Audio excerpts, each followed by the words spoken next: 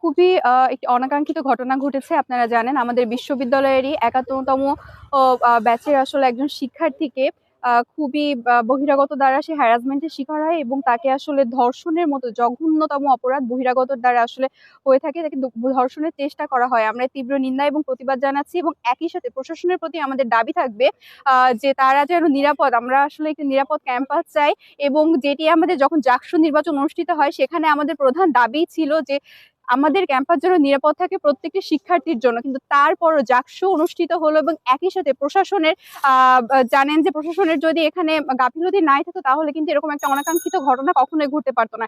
এবং আমরা এর তীব্র নিন্দা জানাচ্ছি এবং একই সাথে প্রশাসনের প্রতি আমাদের দাবি থাকবে যে এই ঘটনার সঙ্গে জড়িত আছে তার জন্য সুষ্ঠু বিচার হয়, তাকে আইনের আওতায় নেওয়া হয় এবং এই ধরনের ঘটনা যেন নেক্সট টাইম কোনো শিক্ষার্থীর সাথে আর না ঘটে। আমরা একটি সুস্থ ক্যাম্পাস চাই, আমরা একটি নিরাপদ ক্যাম্পাস চাই। দেখুন, কালকে যে ঘটনাটা ঘটে গেছে এটা তো অবশ্যই অনাকাঙ্ক্ষিত একটা ঘটনা এবং জাহাঙ্গীরনগরে আমি 4 বছর ধরে আছি এখন। তো এই 4 বছরে কিন্তু এমন ঘটনা হয়নি যে বহিরাগত দ্বারা একজন অভ্যন্তরীণ একজন শিক্ষার্থী, একজন আবাসিক শিক্ষার্থী নিপীড়িত হচ্ছে। এবং নিপীড়নের ঘটনাটা আসলে ধর্ষণ কাণ্ডে চলে যেতে পারতো, কিন্তু খুবই অল্পের জন্য সে বেঁচে গিয়েছে এবং সেটা তার ভাগ্যই বলা যায়। তো আজকে এই ক্যাম্পাসে দাঁড়িয়ে এই যে আজকেও আমাদের একটা অনুষ্ঠান আছে, মানে আমাদের কেন্দ্রীয় একটা অনুষ্ঠান, ফিস্ট আছে।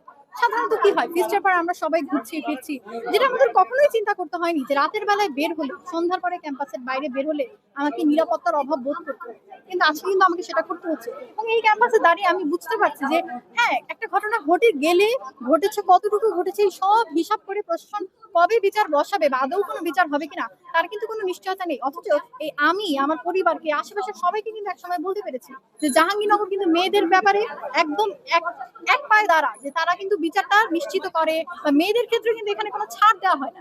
সেই জাহাঙ্গীরনগর আজকে বাকি সব জায়গার মতন যদি আচরণ করে তাহলে আমার বাবা মা কিভাবে নিরাপদ বোধ করবে বা আমি কিভাবে নিরাপদ বোধ করবো? জানেন যে আমরা জাহাঙ্গীরনগর বিশ্ববিদ্যালয়ের শিক্ষার্থী হিসেবে এর আগে সবসময় মনে করতাম আমাদের ক্যাম্পাস হচ্ছে বাংলাদেশের অন্যতম নিরাপদ ক্যাম্পাস, এবং এটা মনে করতে করতে আমরা দেখা যাচ্ছে সবসময় আমাদের ক্যাম্পাসের বিভিন্ন কোণায় মুক্ত বিহঙ্গের মতন বিচরণ করেছে।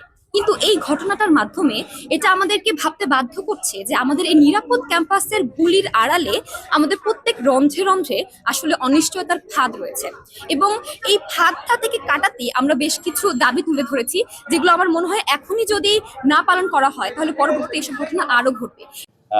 এটা চিহ্নিত করার জন্য যে যে পদক্ষেপ নেওয়া দরকার নিয়েছে, এখানে জাকসুর নেতৃবৃন্দ, বিভিন্ন ক্রিয়াশীল ছাত্র সংগঠনের নেতৃবৃন্দ, সাধারণ শিক্ষার্থীরাও সাহায্য করেছে, সাংবাদিকরাও সাহায্য করেছে। আমরা দেখে এটা চিহ্নিত করার সাথে সাথেই থানায় যে মামলা করা আমরা সেটা করেছি, এবং আমরা বিশ্ববিদ্যালয় প্রশাসনের পক্ষ থেকে ধন্যবাদ জানাতে চাই।